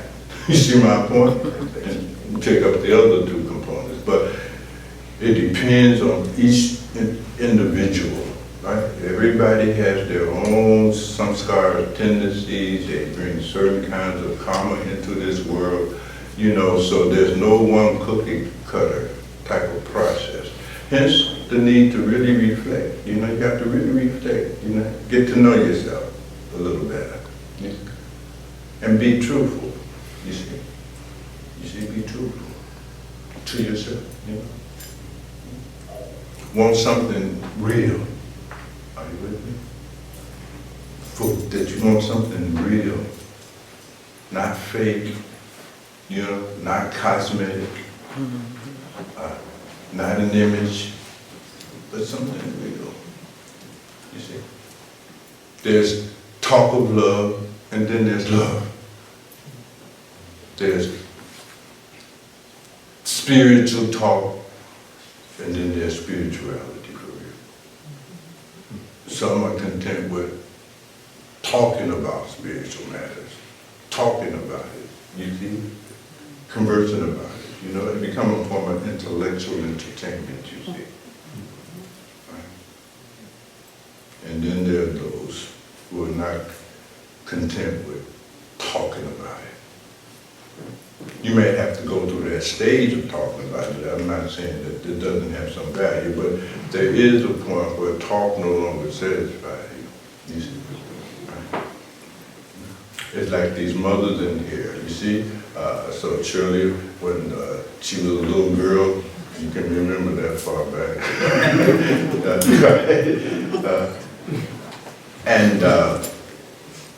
You will notice that you know, you couldn't be away too long, right? You'll leave her with him, right? While you make her run, right? And he'll give her a little doll. Here, be cool, baby, with your little doll. You know what I mean? Just, you know, occupy you, right? And then you're in a long line and it's taking a long time to get there. She start, the doll don't work no more. He'll be cool, here's your coloring book. I buy him a little book. But the point I'm making is, at some point, she got to see. Right. True? Right. True? Yes. She got to get in that lap. That's right. It's like that. That's right. At some point, you got to go home. Those who travel, right? You travel. I mean, you can enjoy this and that, but at some point, you ready to go home. Right. That's right. There's a nice hotel and all that. It's a nice boat, you know what I mean? Interesting, you know, little shopping thing, but at some point, you ready to go home. Right. It's like that. You see? It's like that. So just as when we were children, there would be a point where we could no longer be consoled. We had to get it mama's lap. Similarly, there's a point where you can no longer be consoled by none of this stuff you're doing. And you're gonna have to come. Then you're ready to go home. You gotta get in that lap. Are you with me? Yes. Now, it may take a minute, you know, sometimes it's stage specific, right? But once you made your money, once you done grew up some, once you find out, okay, you ain't gonna be famous, you ain't gonna be remembered for the next 2,000 years by humanity. I mean, once you have seen that all of this stuff that you've been preoccupying yourself with, and you know, you done did that, you done went through it. And you ready, you tired now, you ready to go. You know? Get old. Yeah, you done got old, you see? And one of the things about getting old, you know, there's a lot of things that you formerly indulged in for the sake of consolation just stop away. You see, old women, they ain't gonna be fixing their hair and putting all that makeup on. They done. You know, it's a different thing. You see, an old man, you know, he don't care. He ain't buying no suits. He ain't done, you see. But y'all get my point. You outgrow it. You see. But as long as you can be consoled, that's how long it'll take. But there will come a point, if you're fortunate, you see, you're not consoled by that no more.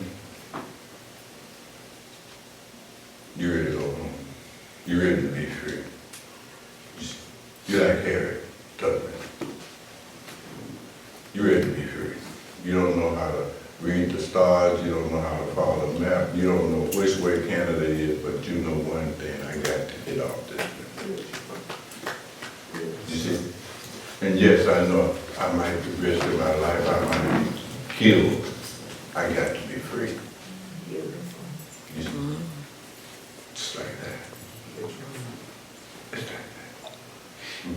So the question comes, do you want to be free? But to want to be free, you have to first know that you're not free.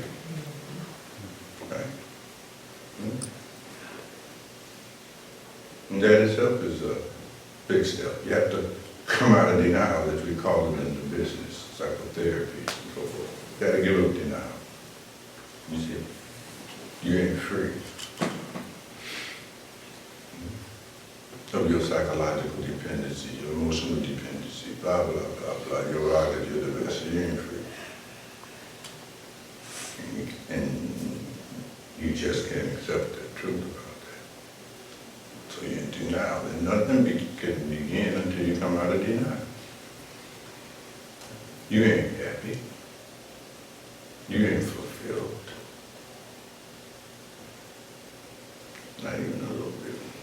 Otherwise, you wouldn't be doing all this seeking for fulfillment in the world. That, by definition, means you're not fulfilled. Are you with me? You're not out here just doing savor with all your time, energy, and attention. You're out here grinding. You're trying to get you something for yourself. Right? So you're not living a life of a good Samaritan. You see? You're living a life purpose to get you something to satisfy you. It's not saving anymore. See? You ain't got no love for all sentient beings.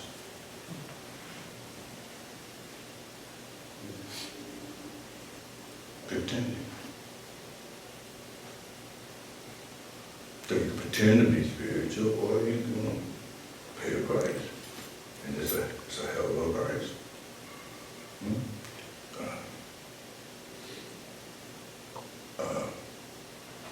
When they told Rumi the price of what he wanted for Shams, he said, great, I'll take two. You see? I pay double. So it's a lot of things, beloved. So no one answer could fit anybody. I mean, your question is your question, you know, and you have to sit or we have to chat or something, you know. These bodies are getting old, you know what I mean? Did you have hair when you first came through that door? I think you had hair. Yeah.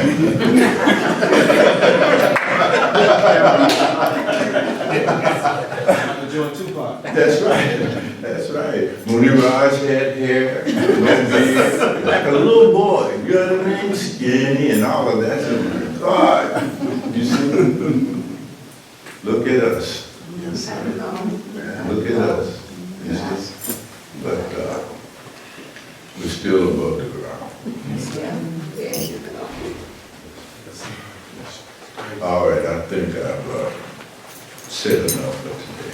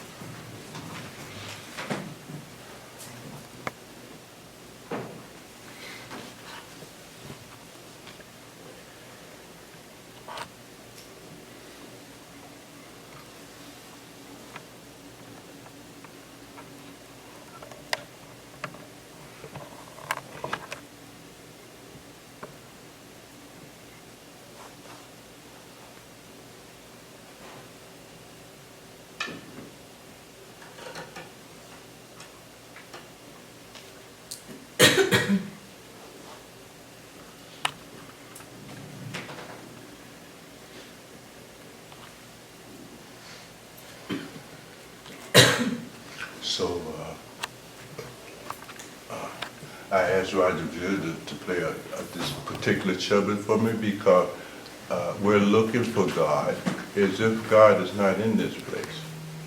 He's in this place, right? You don't have to look for him outside of this place. He's here. You see, he's in the person sitting next to you, the one you go past on the street. You just got to practice becoming aware of the presence of God right here, right now. You see? It's in you. The presence of God is in you, near you, close to you, closer than your next breath. You see? Start becoming aware of the presence of God in you, and then let that expand. But you must start practicing developing the awareness of God, the very God you are looking all around for. It's in you. What could be nearer than that? And if you can't be aware of the presence of the very God that is in you, then what can be said? Right? Right? So find that, you see? And that presence of God that is in you is seeing everything you do. That's your consciousness. It knows everything you're doing. Your consciousness is that which is watching you.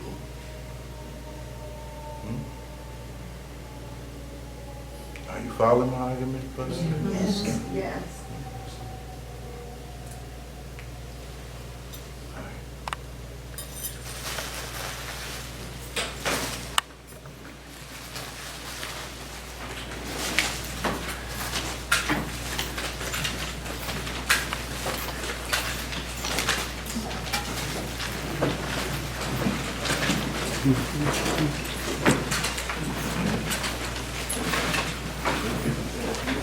That's something.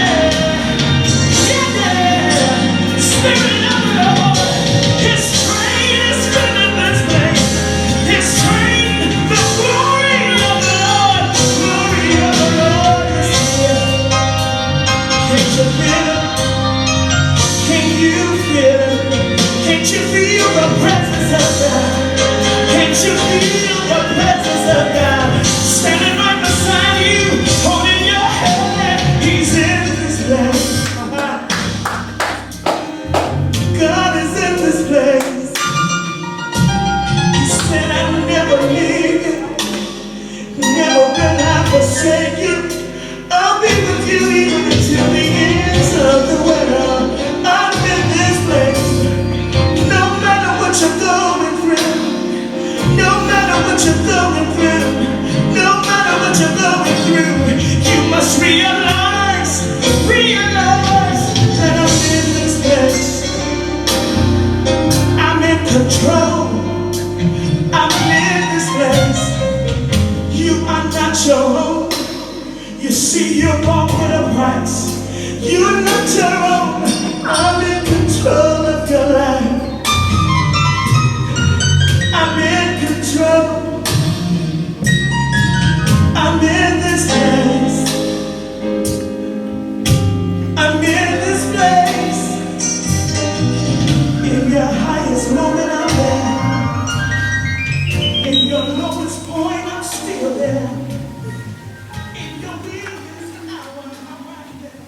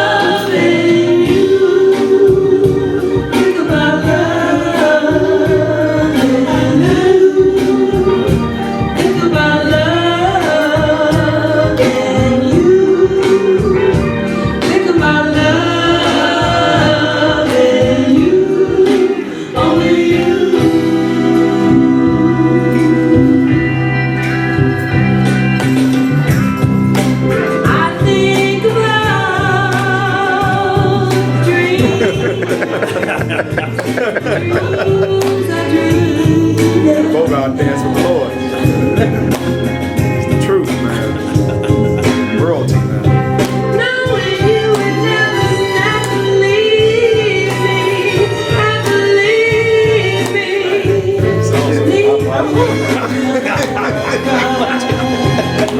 Yeah, watch record, didn't take one move.